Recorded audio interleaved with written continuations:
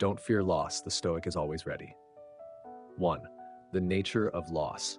What if everything you love could disappear tomorrow? It sounds like a heavy question, maybe even a frightening one. But pause with it for a moment. Really let it land.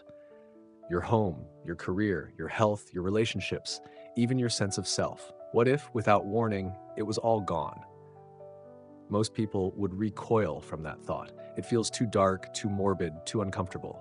But to the Stoic, this isn't a fearful fantasy. It's a necessary reminder. Because in the Stoic view, loss is not an if, it's a when. Nothing lasts forever. Not the people we love, not the things we own, not even the version of ourselves we carry today. Seneca said, "It is not that we have a short time to live, but that we waste a lot of it." He meant that we live as if life is endless, as if the things and people around us will always be there. But they won't. And the sooner we accept this, the more peacefully and gratefully we can live. The truth is, the fear of loss often causes more pain than the loss itself. We dread the future. We clutch tightly to the present. We carry anxiety not because something is gone, but because we know it could be. This clinging, this constant guarding, it creates tension, exhaustion, even despair. But what if we turn that fear into preparation? What if we face the impermanence of life with strength and serenity? That's exactly what the Stoics train us to do. Epictetus, a former slave who lost his freedom and possessions, still said, "Never say of anything I have lost it, but say only that I have given it back." Think about that for a moment. You don't own your loved ones. You share time with them. You don't possess your body forever. You borrow it for a while. You don't control outcomes. You only control your effort, your mindset, your response. Everything else? Eventually, it changes. That's not tragedy. That's nature. The Stoics weren't trying to make life bleak. They were trying to make it real. They believed that when we accept impermanence, we actually begin to live more fully. Because now, every moment is meaningful. Every hug might be the last. Every sunrise is a little miracle. When you stop expecting permanence, you start noticing beauty. Loss doesn't just mean death or disaster. Sometimes it's losing a dream, losing a version of yourself, letting go of what no longer fits. And yes, it hurts, but to the Stoic, pain isn't the enemy. Avoiding reality is. They teach us to face loss with open eyes and an open heart, because true strength is not found in never losing.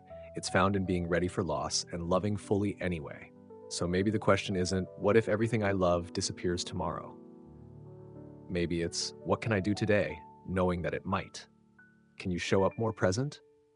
Can you speak more kindly? Can you hold a little looser and love a little deeper? That's Stoicism in practice. Not cold, not distant, but clear, awake, grateful. We cannot stop the waves of change, but we can become strong swimmers. We can learn to carry our losses not as wounds, but as reminders of what mattered and what still does.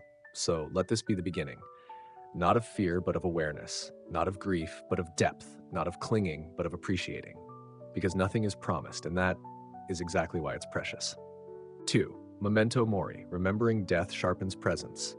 You could leave life right now. Let that determine what you do.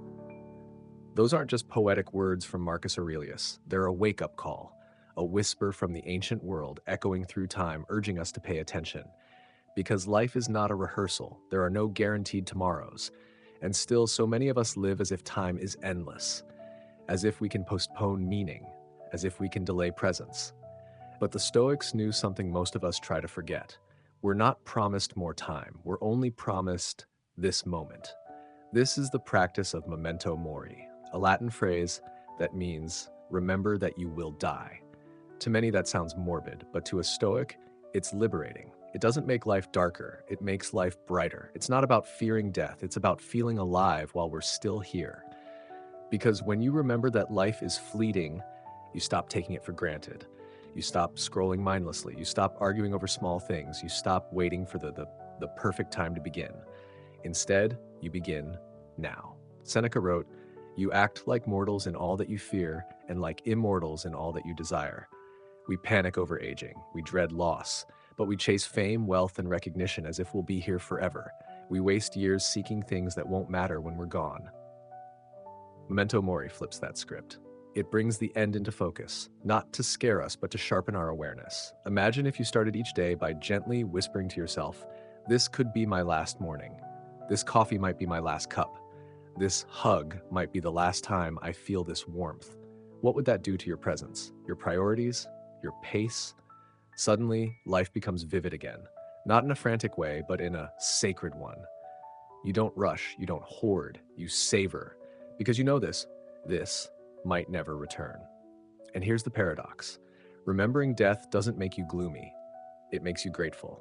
It reminds you that argument doesn't matter, that grudge isn't worth it, that sunset is worth watching, that friend is worth calling, that dream is worth starting today, not someday. Because someday isn't promised, only now is. Marcus Aurelius didn't say, fear death so you live cautiously. He said, let the reality of death shape your actions. And Epictetus echoed the same. Keep death and exile before your eyes every day, and you'll never have a base thought, nor will you have excessive desire. When you see life clearly, you live it cleanly, with fewer regrets, more alignment, more meaning. Loss then becomes a teacher, not a terror. It teaches you what matters. It strips away illusions. It brings you face to face with truth. It says you can't control when the sun sets, but you can choose to stand still and admire it. That's the Stoic way, not to avoid death, but to walk alongside the awareness of it and let it shape how we love, how we speak, how we live. So next time you feel distracted, lost in plans or fears, pause, breathe. Remember, you are alive right now, and that is more than enough reason to live with depth. Whisper gently to yourself, memento mori.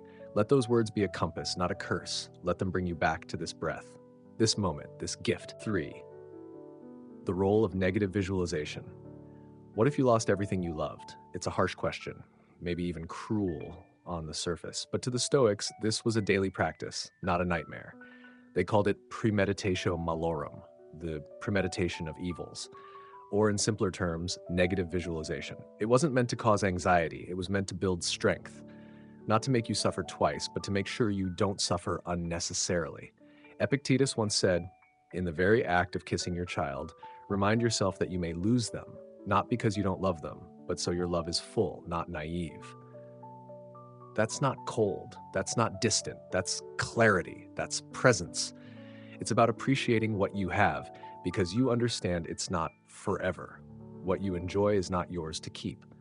So love it with open hands. Most people live with an illusion of permanence. We assume our mornings will look the same.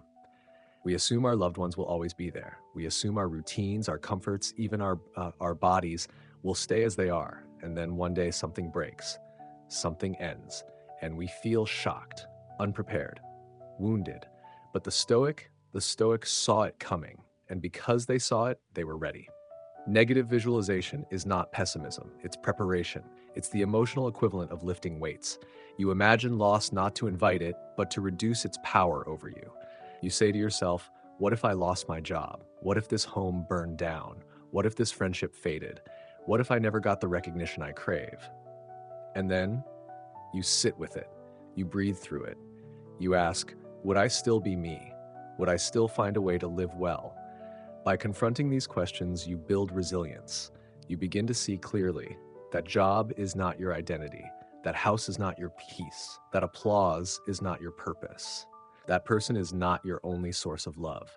You stop clinging and you start cherishing because now you understand. It's all on loan. Everything you love is a gift, not a guarantee. This practice rewires your perspective. Suddenly, the mundane feels magical. The ordinary becomes sacred. A quiet dinner at home, a laugh from someone you care about, a pain-free walk under a cloudy sky.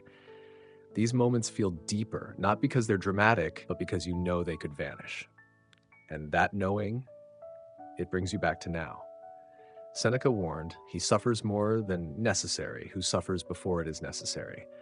But he also knew those who never prepare for suffering suffer most when it arrives. Negative visualization is the emotional vaccine. It might sting a little, but it helps you endure the real thing with more grace, more poise, more strength. So the next time you sip your coffee, imagine never tasting it again. The next time you hug someone, feel their warmth like it might be the last. Not to make life bitter, but to make it profound. Because gratitude lives on the edge of loss, and presence is born from knowing nothing is promised.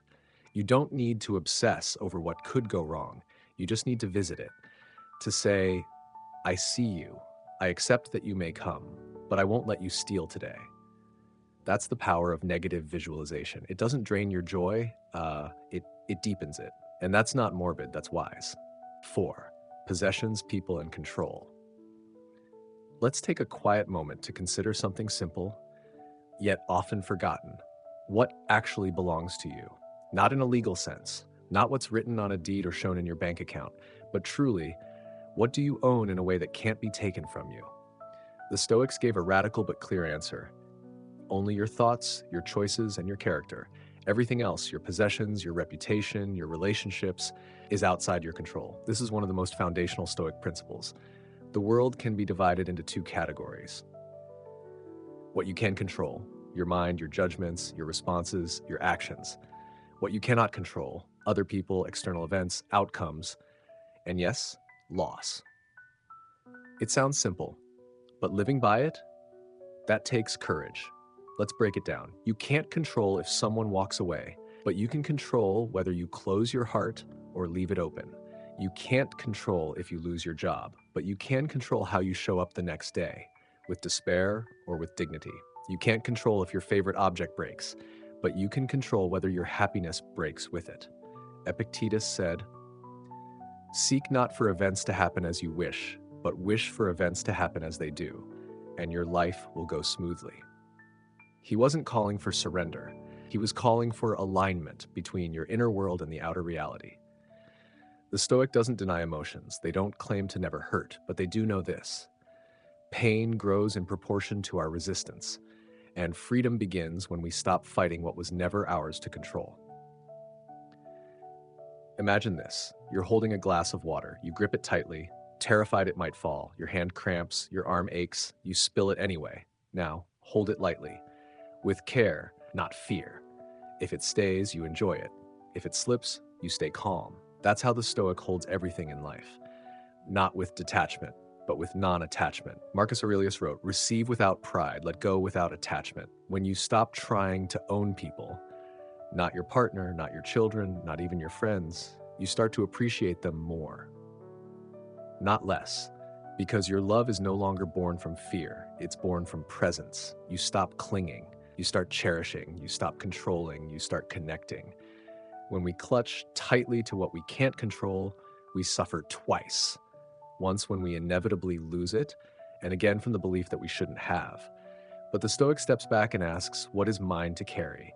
What is mine to shape? And everything else, they release. Not out of indifference, but out of inner clarity. Because trying to control the uncontrollable is like trying to hold the ocean in your hands. You'll only end up exhausted and empty. So ask yourself, am I clinging to something, hoping it'll never change? Am I wishing someone would act differently instead of refining how I respond? Am I defining my peace by things I might lose? Because here's a deeper truth. Loss doesn't break us. Our belief that it shouldn't happen does. And real power, real peace, they begin the moment you stop trying to own the world and start trying to own yourself. That's the Stoic path.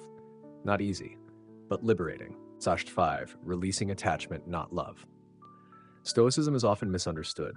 People hear phrases like control your emotions or let go of attachment and assume it means shutting down your heart, becoming numb, detached, cold. But that couldn't be further from the truth. Stoicism is not about avoiding love.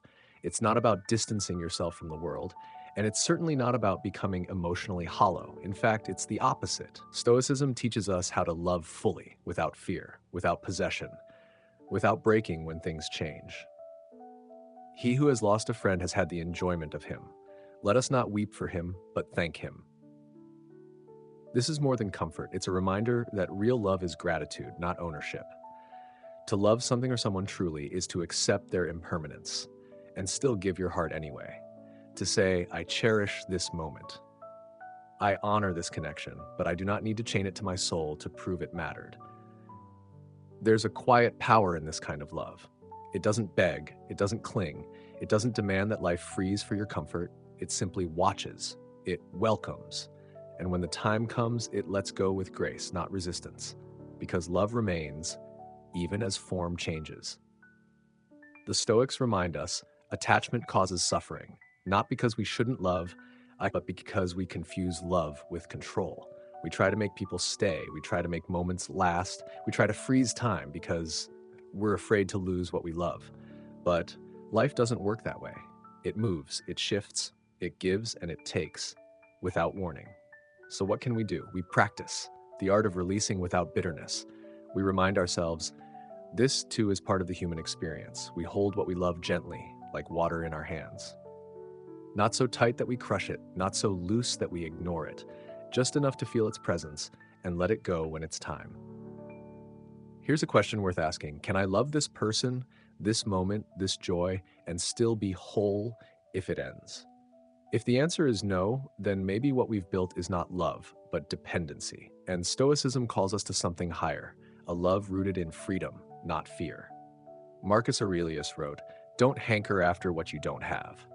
Instead, fix your attentions on the finest and best that you have, and imagine how much you would long for these things if they weren't in your possession."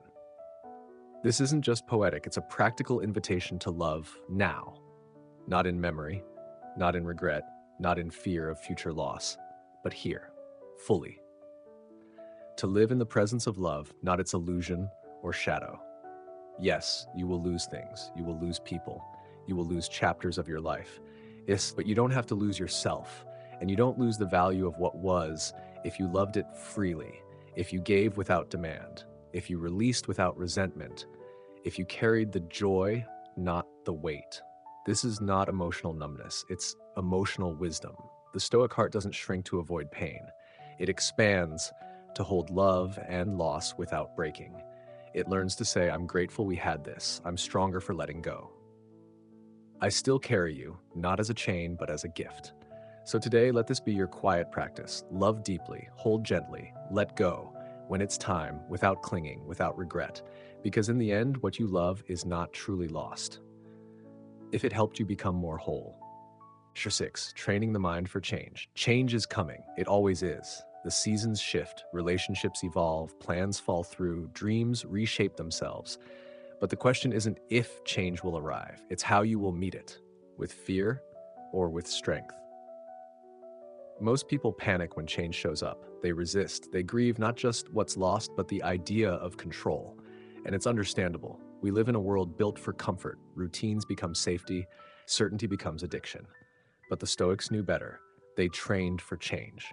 Not in theory, but in daily, deliberate practice. They understood. To meet life as it is, you must be ready for what isn't.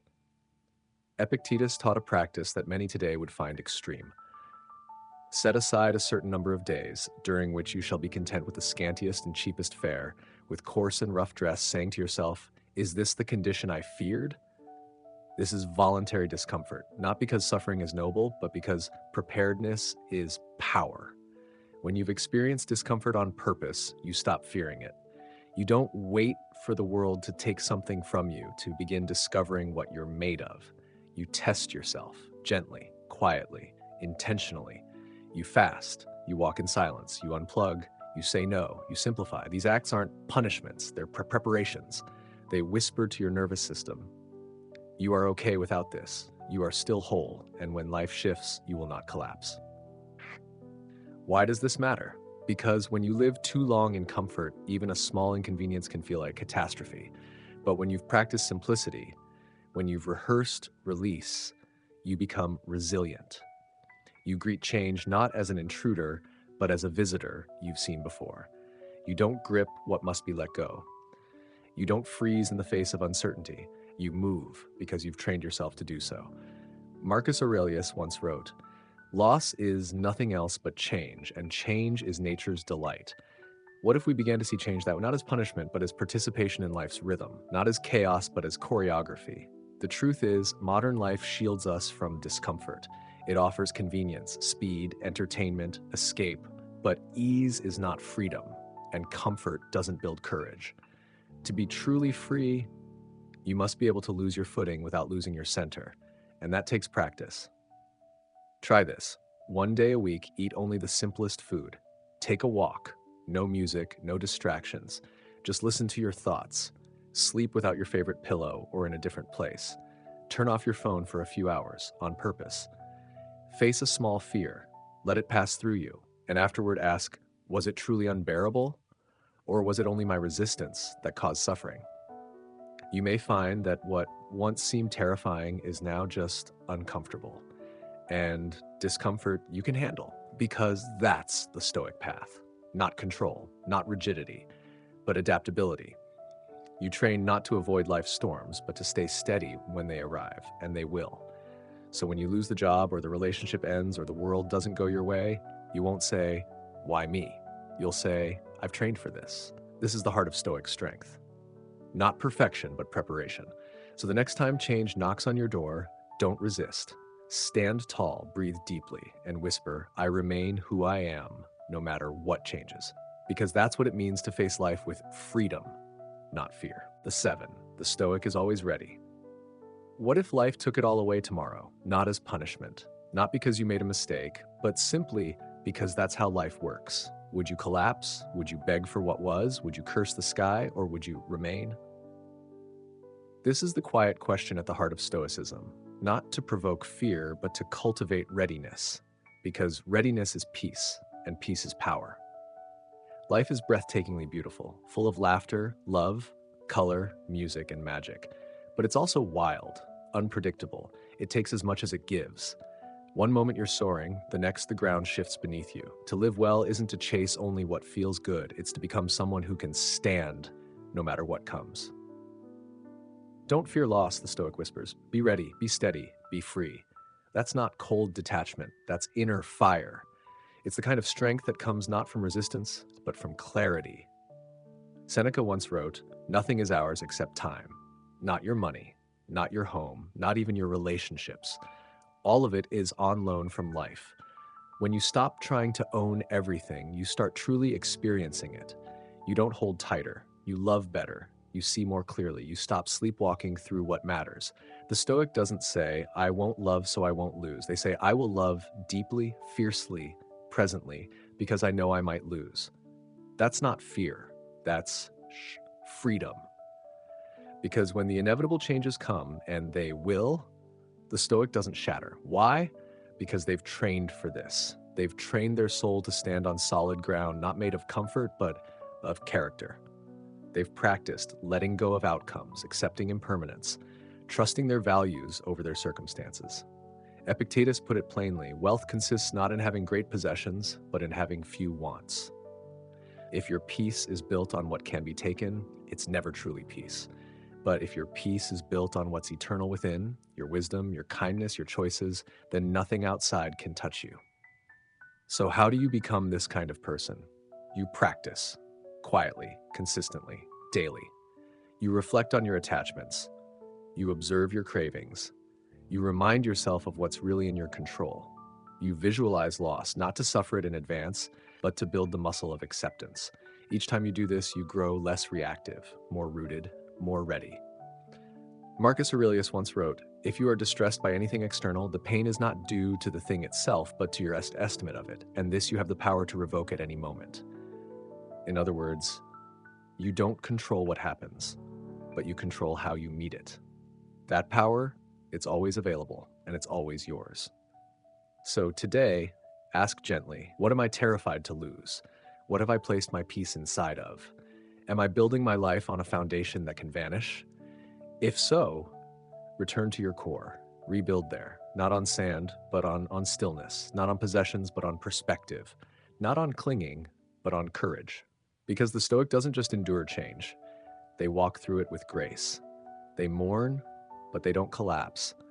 They let go, but they don't lose themselves. They remain who they are, clear-eyed, open-hearted, and ready. That's not weakness, that's not denial. That's the kind of strength this world needs most.